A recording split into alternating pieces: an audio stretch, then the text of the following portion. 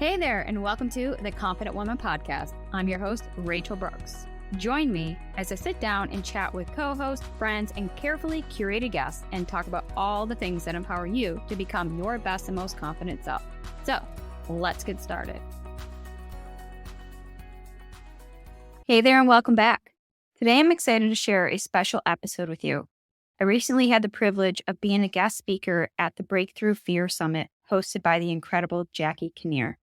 Together, we dove into deep conversations and discussions about personal development, overcoming fear, and the power of self-love. Additionally, we discussed the importance and role of community in fostering growth and the importance of habits and mindfulness in maintaining mental and emotional health. Our goal for this episode is to empower you to leverage fear to fuel your progress and how self-acceptance can lead to true freedom.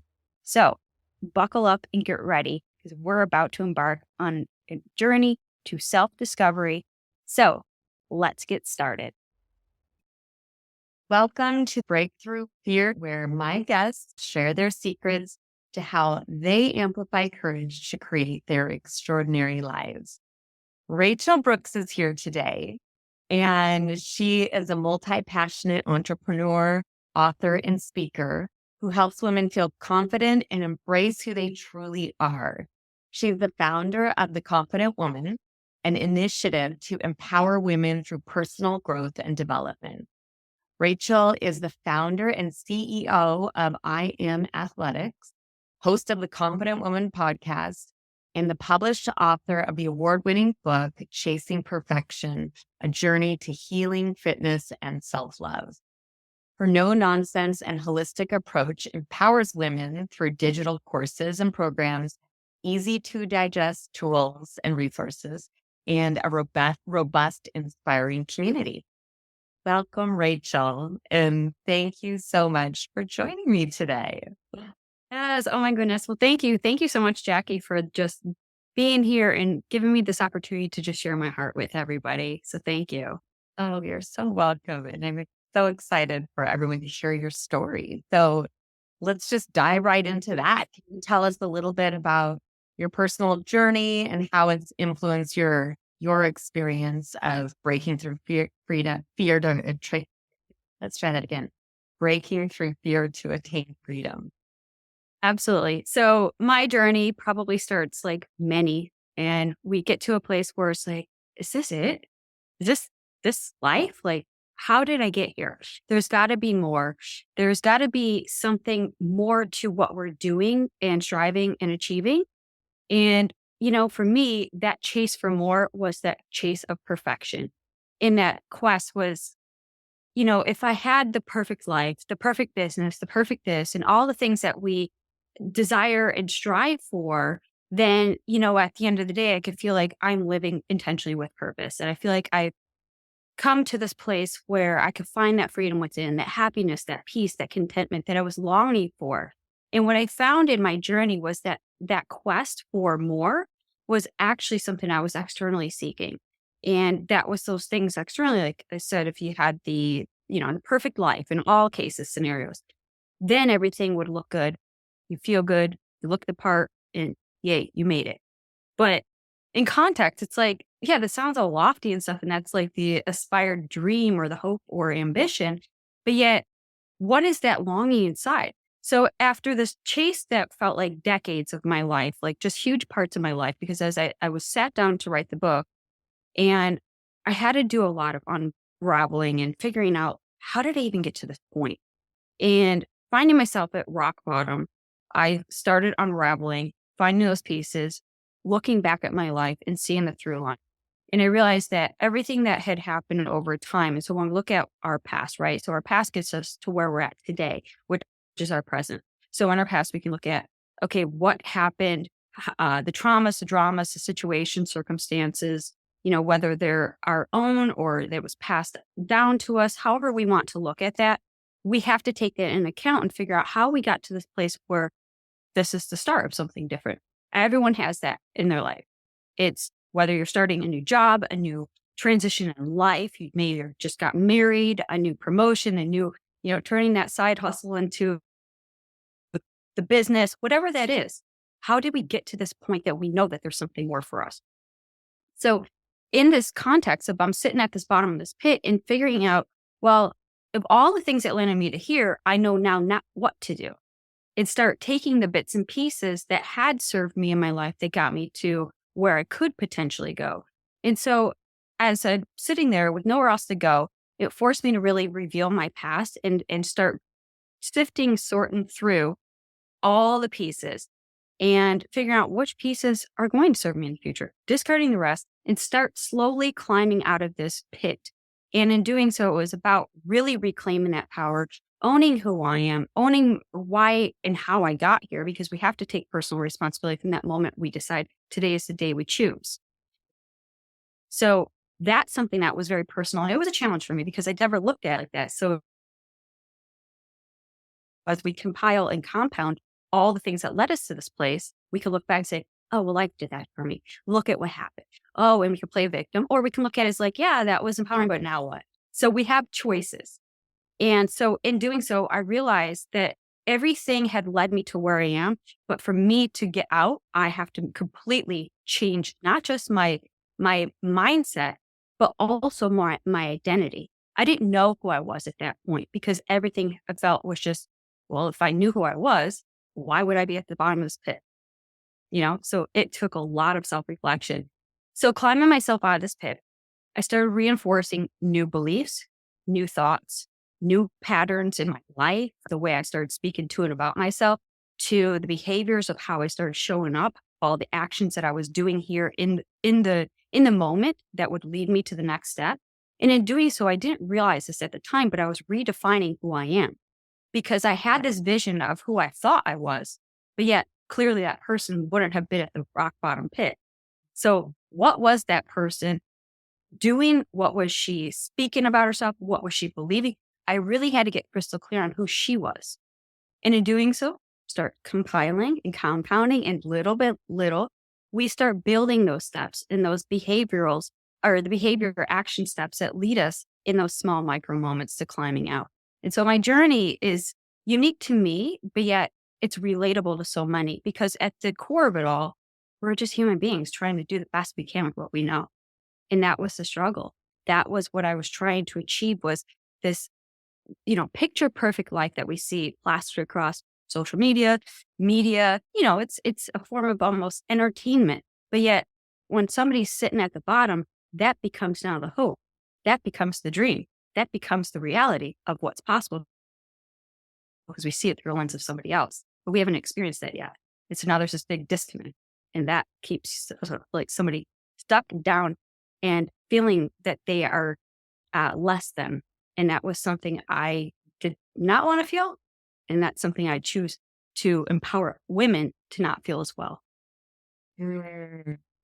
Wow. So you essentially, with first deciding to just take complete self responsibility, and then you looked at your past, and it sounds like you essentially redefined it Mhm. in the meaning that you gave events that had happened that had maybe held you back in the past.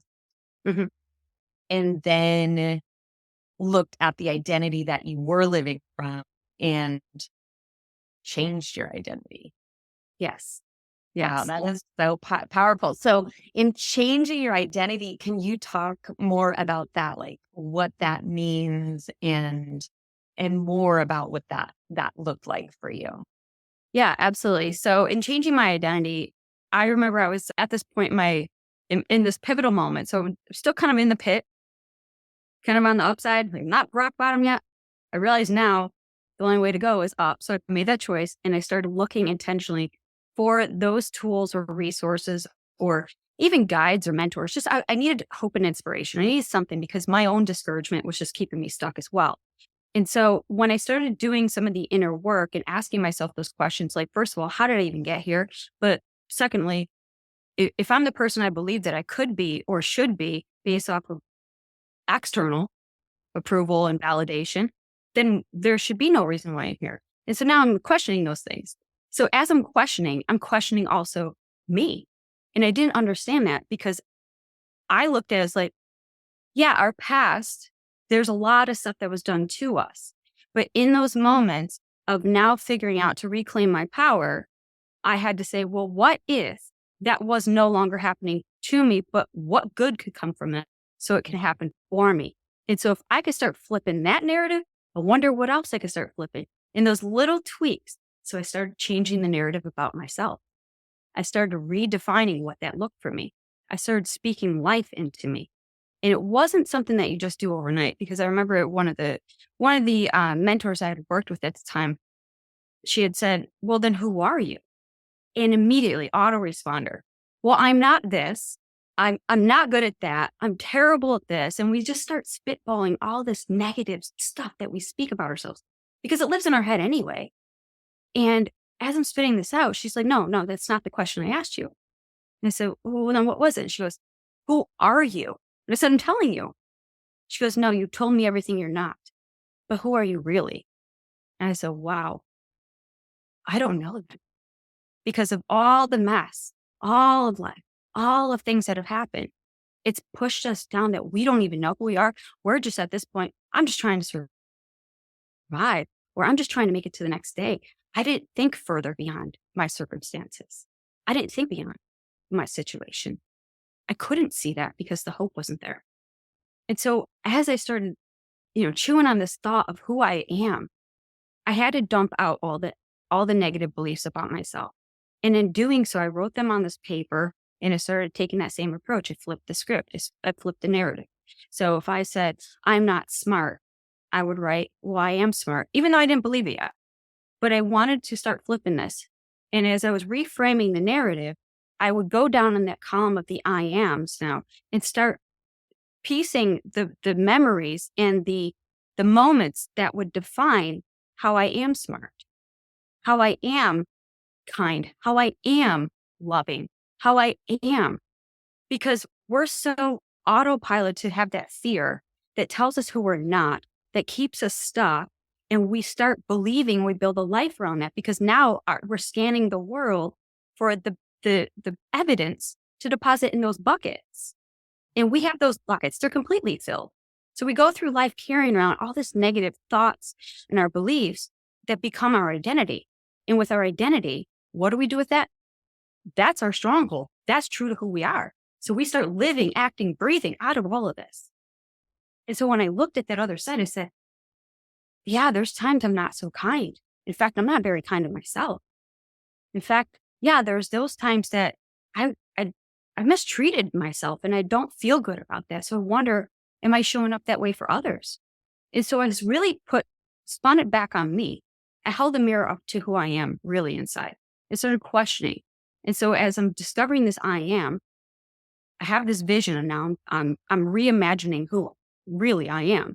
So as this version of me, I start asking myself, am I showing up like her? Am I thinking like her? Am I talking like her? Am I acting like her? How am I living intentionally as this version of who I am? That is all this goodness, because I know that I was created with, on, and for a purpose. And my purpose wasn't to sit at rock bottom. My purpose wasn't to believe all the things that people would say to and about me, or the beliefs that are passed on, say, don't do this, don't do that. But that was something that was inherited and maybe useful for our ancestors or our parents to say don't do, because it was for protection or out of fear or their own experiences. And so I really had to get crystal clear on whose life am I living, for them or for me? But who am I? And so I had to ask that question. And so it was a self-discovery journey, but it was so empowering because as I'm doing this, I'm filling back up my own esteem. And I didn't have that. And that was a slow build.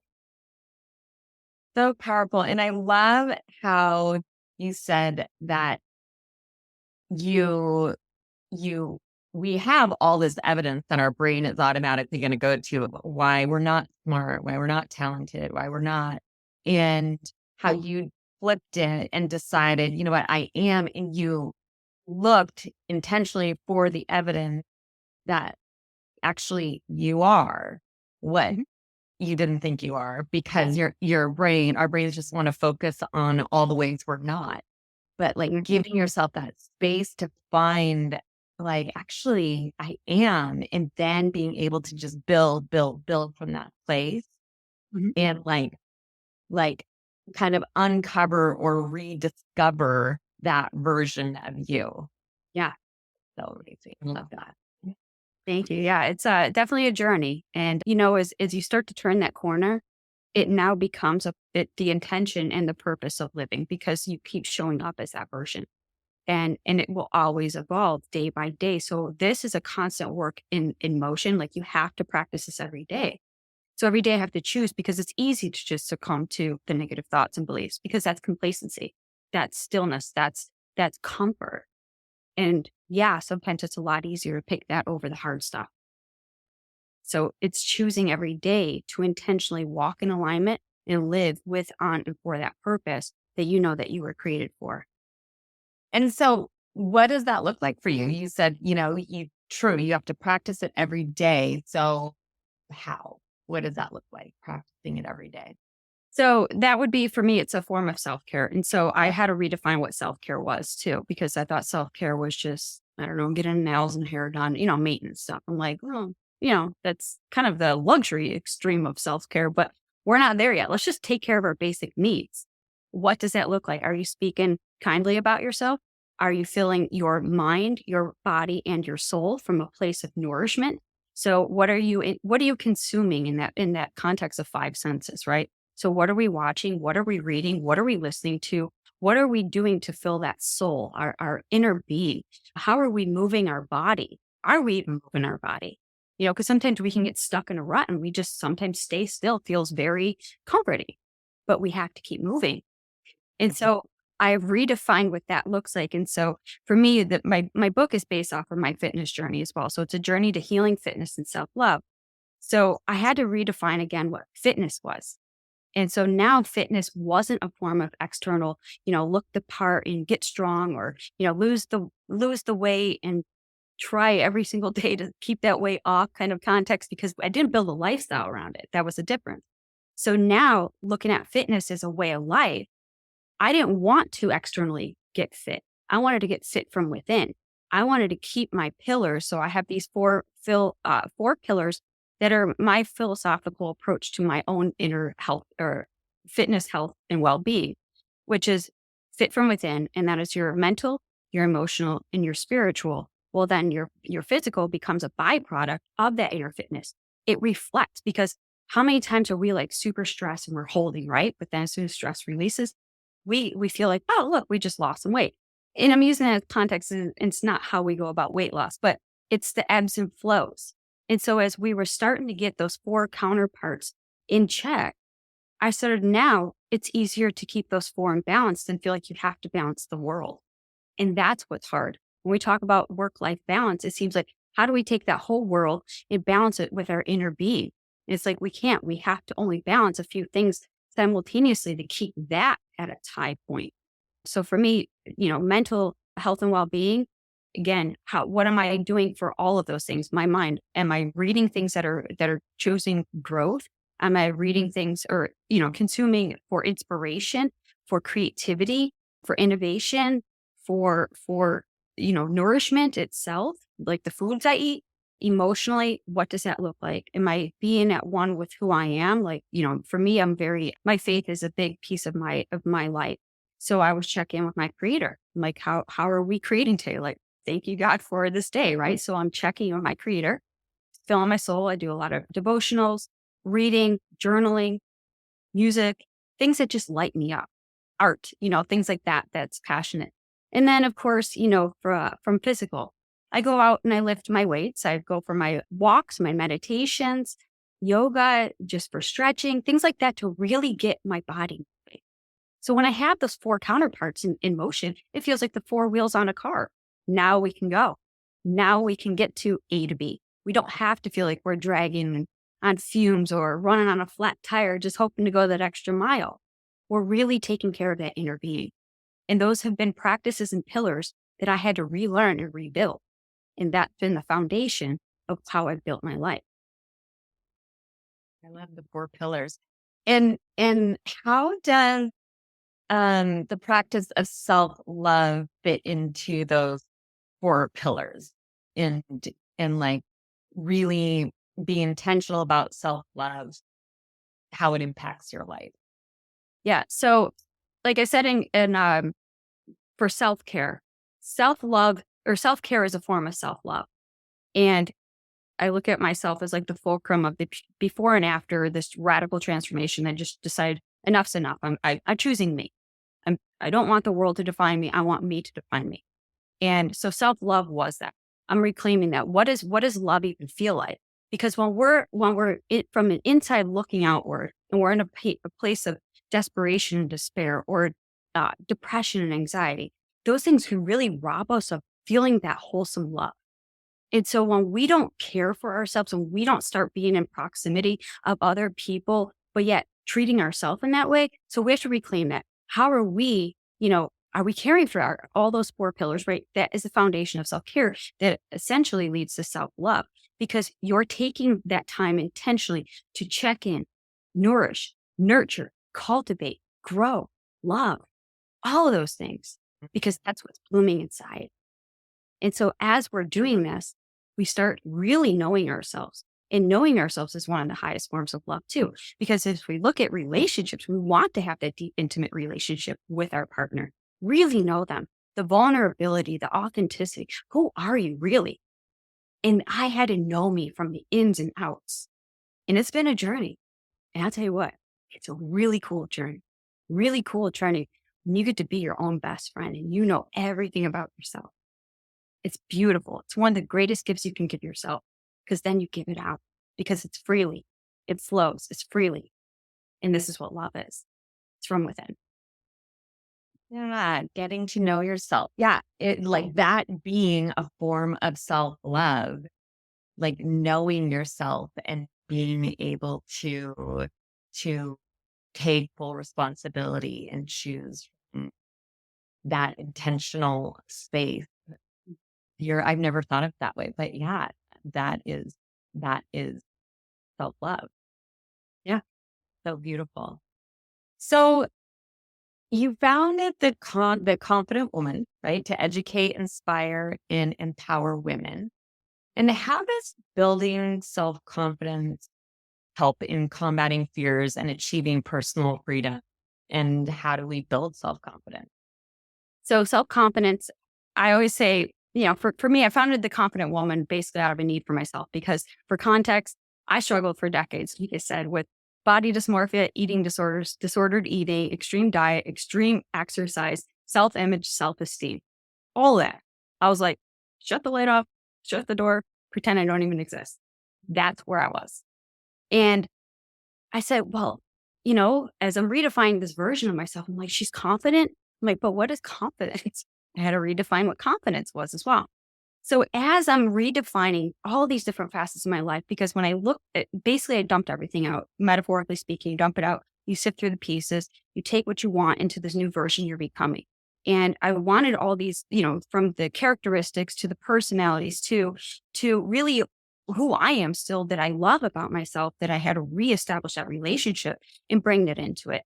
And so, I look at self-confidence as also that stepping stone. So as we're consistently taking action day by day and we have these, our own set of parameters or habits or routines, however you want to coin them for yourself, you start developing a daily practice or a weekly practice, whatever that is.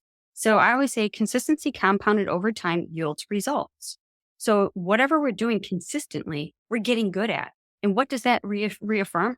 Your confidence. It starts boosting that esteem because now you can look back and say, oh, look at me go. Like I did 7 days in, next 7 days, 14 days, 21 days, 28. And we start building this momentum. Now you start looking back and say, I'm becoming whatever it is you set out to achieve. And that becoming boosts the esteem. The esteem boosts the confidence. The confidence is a circle that keeps the reciprocity going. It's like it's going. So we continuously step forward, this consistency.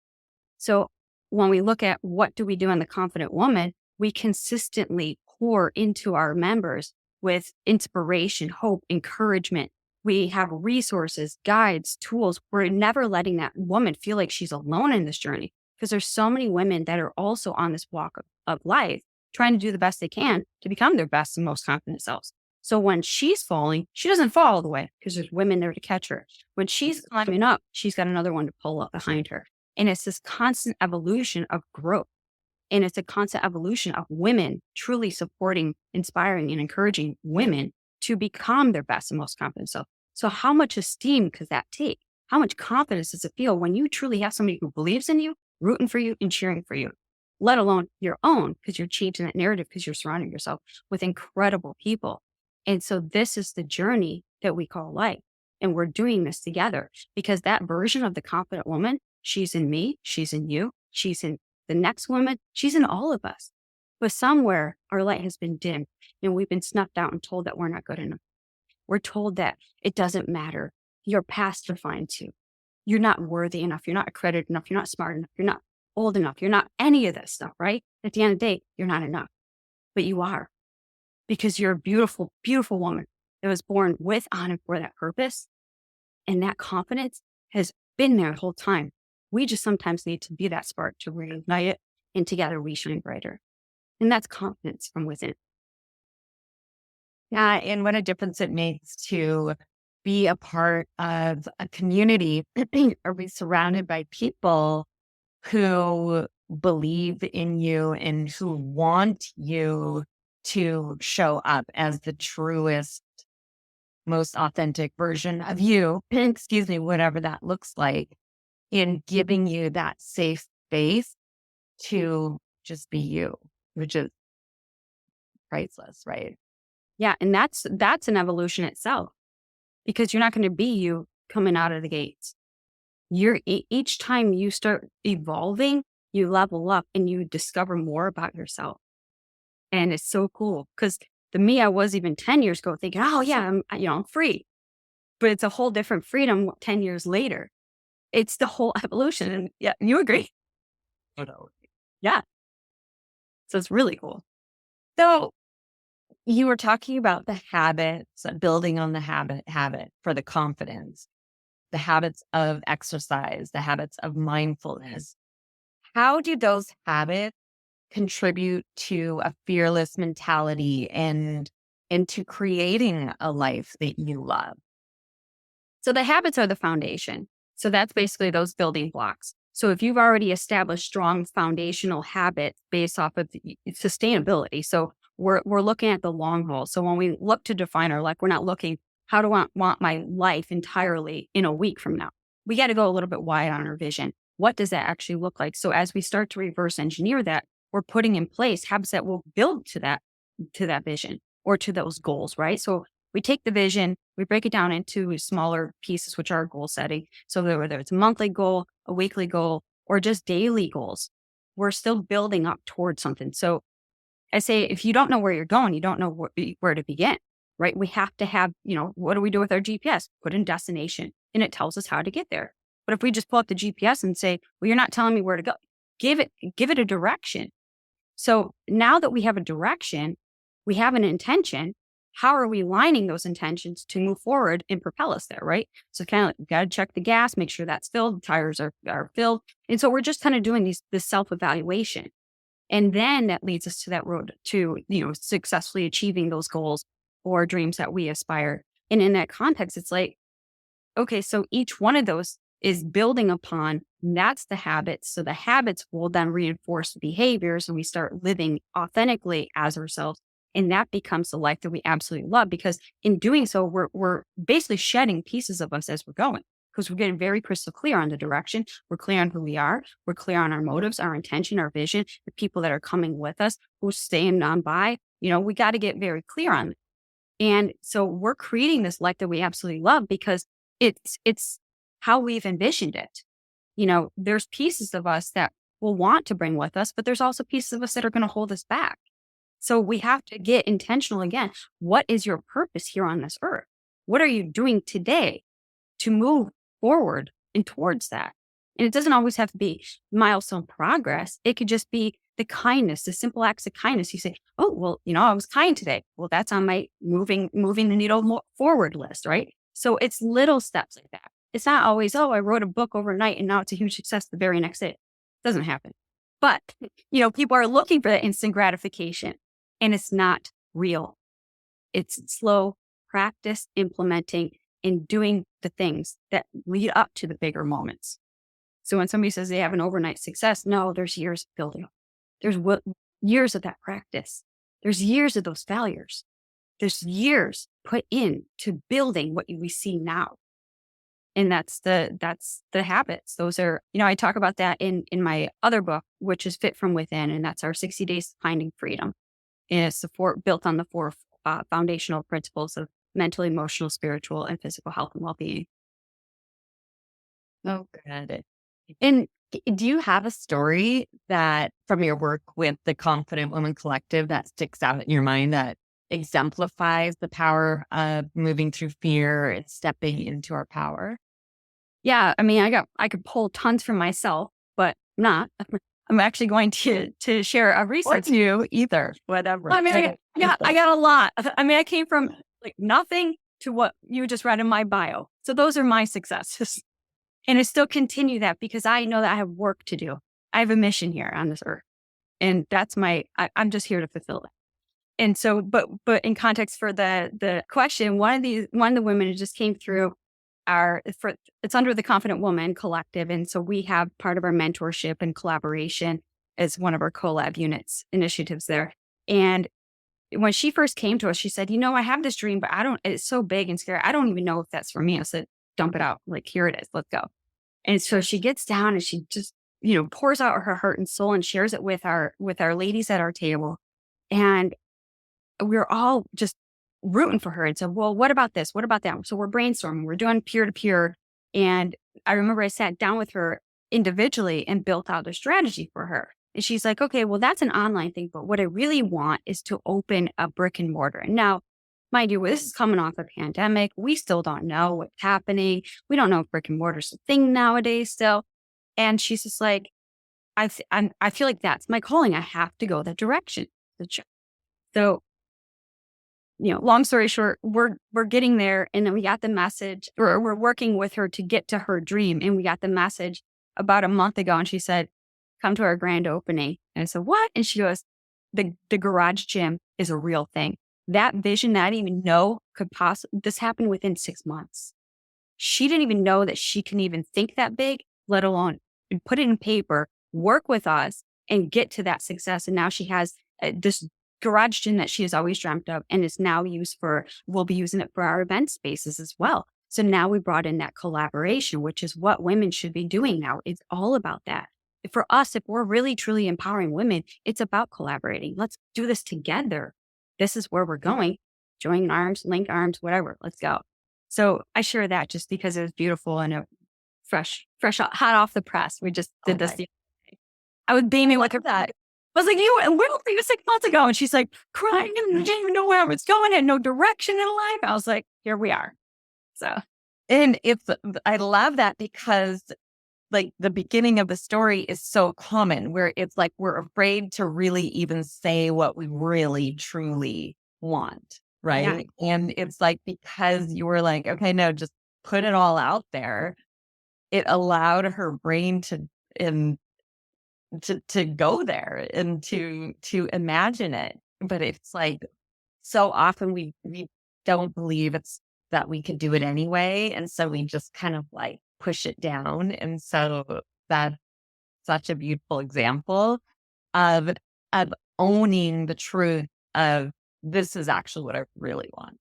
Yeah. And what can be created from that. That's me. I love it. I'm still beaming, like I said, and it's a beautiful thing, because to that point, how many times do our dreams just wash away and they just like die in our minds because we don't have the full vision and we're afraid to speak about it because it's like, well, I don't really know what I want, or it doesn't have shape. Could people understand it? But the beauty of it was that when we sat down at our collaborative table, she got brains from all of us that could see things from a different perspective that was helping to shape that scary mess that was in her mind. And as we just started talking about it, it started to take shape, and this beautiful thing came to life. And that's what I'm most proud of, is I just held the space.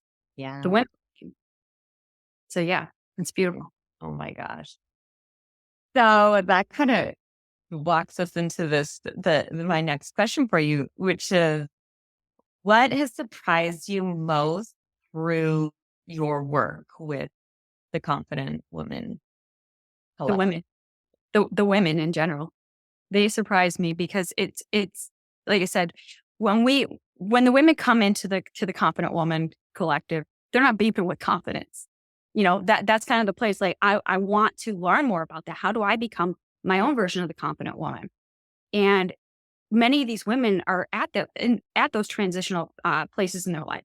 They're just reentering the workforce, or they have just, may have their first kid. So now they're taking time off and they're like, what does this look like? So now they're venturing into motherhood. They're, coming up into their space, maybe going back into the workspace, or, hey, I got this job that I've been at for all these years, and it's safety and security, but I know there's something more for me. I'm feeling this tug on my heart. And it's like, okay, let's talk about it. So it helps give these women a sounding board, a place to really show up in any way that they are. But there's all of them through have this longing in their heart for something more. And we're looking at this place where it's not just about the more from an external, like having the perfect body, the perfect life, all those things that, I thought because I grew up in a different time, but whatever. And it's not like that was what we saw on TV and in the media. Now we're at a place where we can almost identify that calling is something internally telling us we need to do something about this. And so that's tapping into who they innately are. That spark before it got dim. Reignite that, boost their confidence, empower them to think bigger, dream bigger, go after that thing. And if you don't have the right people in your corner, you got a whole community here rooting and rallying for you. So there's different phases of where they come in. But the beautiful thing is like when you're in this community, you're in tandem with others. You're leading, but yet also you're following, right? So it's this joint collaboration that at every level you go, there's always going to be some more opportunity for growth. There's always going to be opportunities to give back. There's opportunities to have, social and fun. It's just not just about learning and doing the business stuff. It's about having a life too, and having life with people who get you and get it. And that's the beautiful thing is in these online spaces, we're missing a lot of that. And that's what we're bringing here in online, offline, and hybrid version as well. And you've shared a lot of tools that you use consistently. If you had to narrow it down, what would you say the most impactful tools are that you use when to help you move through fear or doubt or anything like that comes up in your life? Two things. One is prayer. Second is journal. And so they go in sync. My journal has been my outlet because a lot of times when we feel like we're stuck or things just aren't moving and there's a lot of fear, there's a lot of things that are happening even in our world that's indirectly affecting our inner world. And sometimes we can't always voice that out. So sometimes journaling or as an alternative, which I highly recommend, having talk therapy as well. Having an advisory or a mental health therapist to really talk to. But if you're struggling with just kind of some tug of war and internal stuff, dump it out in your journal. Because as you're dumping it out, one, it's a form of, it's like that brain dump. We got to get out what's inside. And as we're sorting through, sometimes we realize, oh, it was just the same 5 items bouncing off at faster pace. It's really not that overwhelming. I can do that. That's not so scary. It's not so heavy and it's not so overwhelming. And then a third would also be when I talk about journaling would be gratitude. Gratitude is a huge practice in my life. 1000% has radically changed my life from the inside out. That's hands down gratitude. But all those other pieces are very important too. Power of prayer or just prayer in general. That's first, then gratitude, then journal.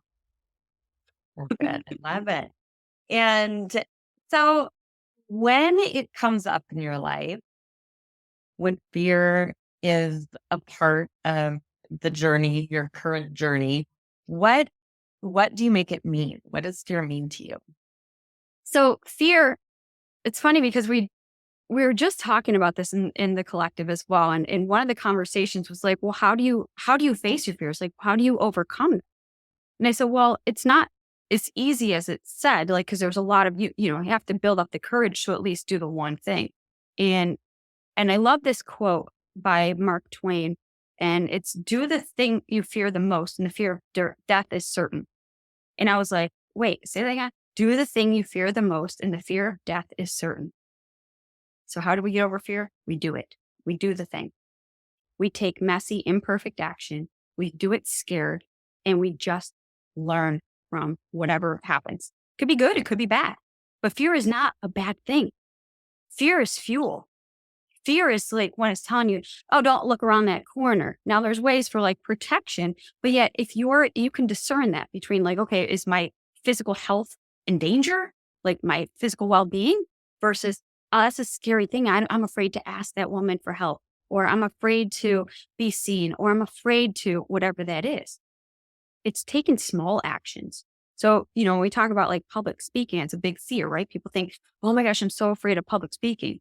Well, you're not just going to be past the mic today. What do? You start talking to your friends. You start talking to more friends. You start sharing things. You start, speaking, for example, I called bingo. It's fun, but I never looked at the through line as how that is empowering me to become better at my speaking because I have an audience and I have to use my voice and I have to call and I have to be loud and I have to have a command with that voice.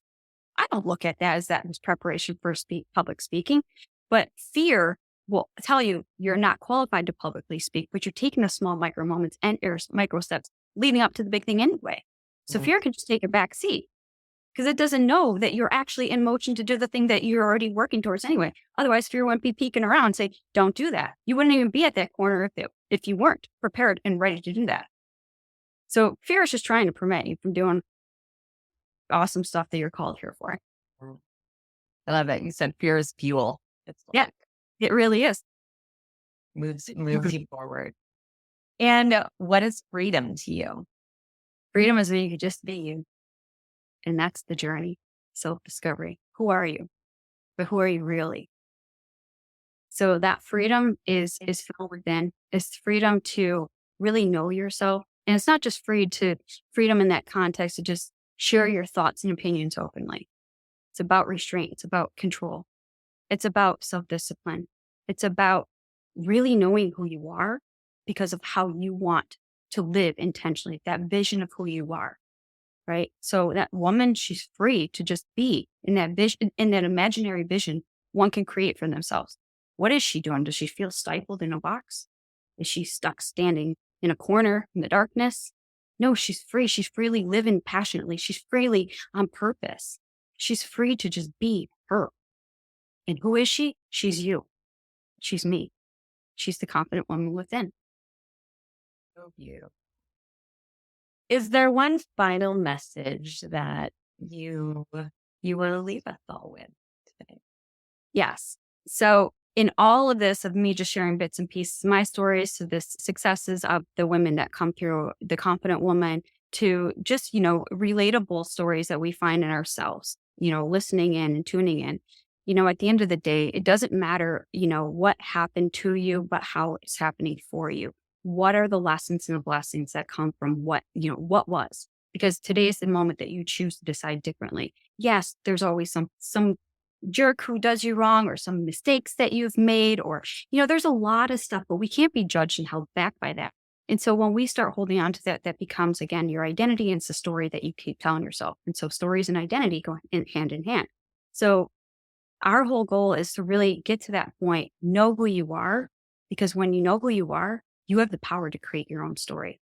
And that's a beautiful gift that you give yourself. And that's a gift that you give to others as well, because you can say, here's where I was.